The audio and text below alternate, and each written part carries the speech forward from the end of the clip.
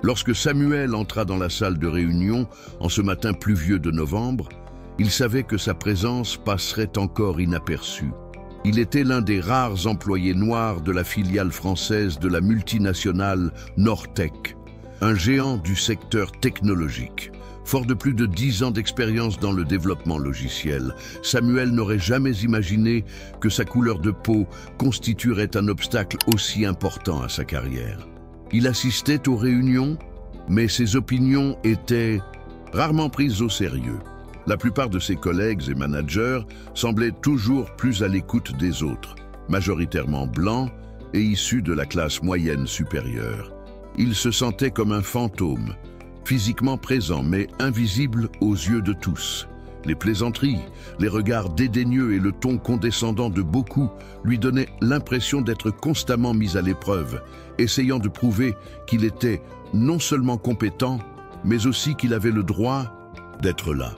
C'était un cycle épuisant de dévalorisation qui se répétait quotidiennement. Si Samuel n'avait jamais été explicitement ignoré par ses supérieurs, il savait exactement quand il n'était pas entendu. Les réunions qu'il dirigeait se déroulaient avec le sentiment que sa voix n'avait pas plus d'importance que celle des autres.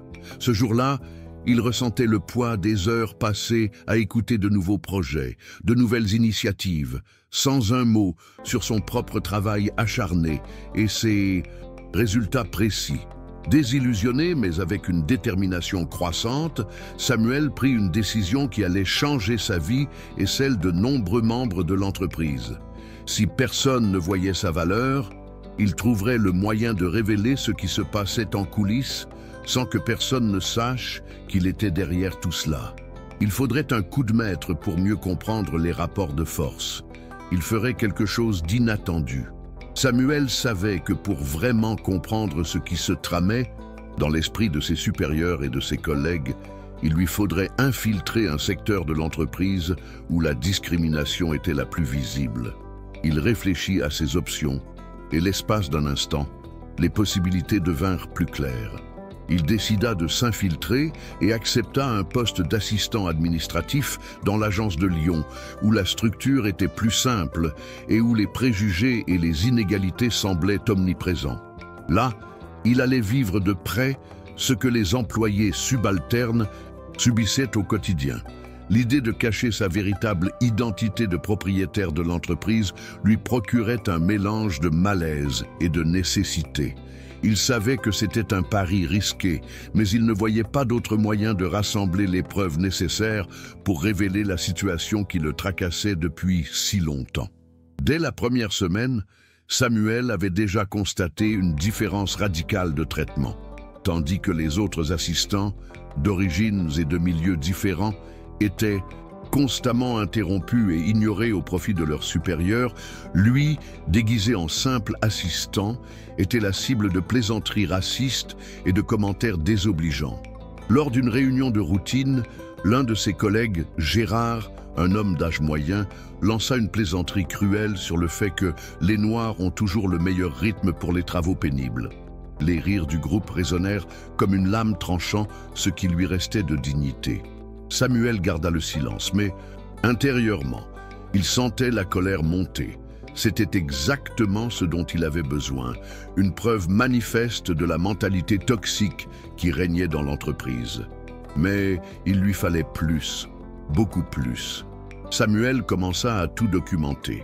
Au cours des semaines suivantes, il enregistra des conversations où des collègues, dans leur ambiance la plus détendue et la plus insouciante, arboraient des stéréotypes racistes.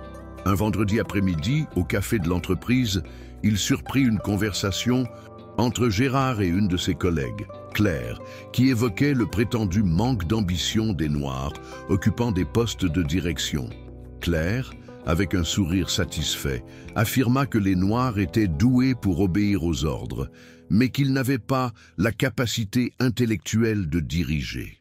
Samuel se cacha derrière une plante, presque incrédule face à ce qu'il entendait, mais son instinct lui disait que ce serait crucial. Suant à froid, il prit des notes rapides et, le jour même, transféra l'enregistrement sur un fichier crypté pour s'assurer que rien ne soit perdu. Les paroles de Claire résonnèrent dans son esprit, tandis qu'il ressentait une pression croissante dans sa poitrine. C'était surréaliste, mais il savait que la seule façon de lutter contre cela serait de montrer la vérité sans phare à ses supérieurs. Mais comme dans tous les jeux déloyaux, des obstacles surgirent de manière inattendue. Alors que Samuel s'apprêtait à rassembler tous les documents et à se rendre à la direction, il fut convoqué à une réunion avec la responsable des ressources humaines, Mélanie. Elle semblait amicale, mais son regard ne dissimulait pas un certain mépris. Au cours de la conversation, elle remarqua son manque d'engagement envers le poste, insinuant qu'il ne délivrait pas les résultats escomptés par l'entreprise. Samuel comprit qu'elle essayait en réalité de le repousser, remarquant peut-être quelque chose dans ses actions. Mais ce qu'elle ignorait, c'est qu'il était loin d'être le simple assistant qu'elle imaginait. Il observait chaque geste, recueillait chaque parole, et il savait maintenant qu'il était trop près de révéler le véritable visage de l'entreprise. Il fallait agir, et le moment était proche. Ce soir-là, Samuel était assis dans son appartement parisien, relisant ses notes et écoutant les enregistrements. Il avait déjà constitué un dossier solide, rassemblant des preuves irréfutables du racisme institutionnalisé au sein de l'entreprise. Les paroles de Gérard, Claire, Mélanie, toutes les micro-agressions qu'il avait subies et enregistrées étaient là, cristallisées dans l'audio et les notes. Samuel savait qu'il était confronté à quelque chose de bien plus vaste qu'il ne l'avait initialement imaginé. Ce n'était pas seulement un combat personnel. C'était une bataille pour la justice, pour tous ceux qui n'avaient jamais eu la chance de faire entendre leur voix. Mais il ne se préoccupait pas seulement de ce qu'il dirait à la direction. Il pensait avec regret aux autres employés qui, comme lui, étaient pris au piège de ce cycle de discrimination, sans espoir de changement. Il voulait briser les chaînes qui entravaient ceux qui ignoraient même qu'ils étaient opprimés. Le cœur battant et l'esprit serein, Samuel décida qu'il était temps d'agir. Le lendemain matin, il organisa une réunion avec les dirigeants de l'entreprise, prétextant simplement une promotion ou une promotion.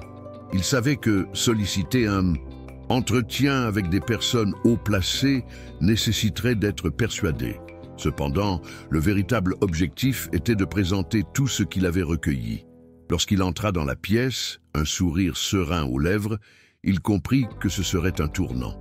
Fort des preuves en main, il commença à exposer calmement et précisément tout ce qu'il avait vu et recueilli. Il ne ménagea aucun détail. La salle de réunion tomba dans un silence total. Il vit la surprise et la gêne se lire sur les visages des directeurs et du PDG qui jusque-là n'avaient jamais saisi l'ampleur du problème. Mais Samuel savait que c'était le seul moyen de transformer toute la douleur qu'il avait ressentie en quelque chose qui pourrait changer le cours des choses à jamais. Les directeurs étaient visiblement déconcertés. Certains tentaient de dissimuler leur gêne, tandis que d'autres, plus honnêtes avec eux-mêmes, semblaient complètement abasourdis par ce qu'ils entendaient. La tension dans la salle était palpable. Et Samuel, dans son silence calculé, savait que c'était la preuve ultime qu'il avait fait le bon choix. Lors de la réunion, il a non seulement présenté l'enregistrement audio et les transcriptions des conversations, mais aussi partagé ses propres expériences, décrivant comment il avait lui-même été dévalorisé et ignoré lors de tant de réunions importantes. Il a exprimé avec une clarté bouleversante que le racisme n'était pas une ombre lointaine, mais une réalité quotidienne au sein de l'entreprise. Les mots de Gérard, Claire et Mélanie, bien que douloureux, témoignaient de quelque chose de bien plus grand que lui. Le changement ne viendrait pas d'une simple restructuration, mais d'une révolution dans la façon dont chacun percevait et traitait ses collègues. Lorsqu'il eut terminé, un silence encore plus pesant s'installa. Ce fut le PDG qui rompit le silence le premier, fixant intensément le dossier avant de lever les yeux vers Samuel. « C'est inacceptable », dit-il d'une voix grave, mais sans chercher à minimiser la situation. « Nous avons un grave problème et il est de notre responsabilité de le régler immédiatement. » Ces mots étaient ce que Samuel avait le plus besoin d'entendre. Un engagement public, quoique encore incertain, en faveur du changement. La réunion se termina par des promesses d'enquête interne, de modification des politiques d'inclusion et même de formation sur la diversité et l'égalité. Pour Samuel, cela paraissait encore surréaliste, mais il savait que c'était la première étape d'une transformation qui profiterait non seulement à lui, mais à tous ceux qui, comme lui, avaient été ignorés et sous-estimés pendant si longtemps. Il ressentit un immense soulagement, mais aussi un vide, comme si une partie de son esprit s'était enfin libérée, même si le chemin à parcourir était encore long. Quelques semaines s'étaient écoulées depuis la réunion avec la direction de l'entreprise, et les résultats commençaient à se faire sentir. Les changements, bien. Que l'un était visible. Le PDG avait tenu sa promesse et mis en œuvre une série de réformes visant à garantir l'inclusion de tous les employés, sans distinction d'origine ethnique ou d'origine. La multinationale avait lancé une formation obligatoire sur les préjugés et la discrimination raciale. Et Samuel avait été invité à faire partie d'un nouveau comité interne dédié à l'égalité des chances. Il était surpris, mais en même temps, il ressentait un sens du devoir renouvelé. Il avait enfin trouvé le moyen de faire entendre sa voix, non seulement pour sa propre guérison, mais aussi pour que d'autres n'aient jamais à subir ce qu'il avait vécu.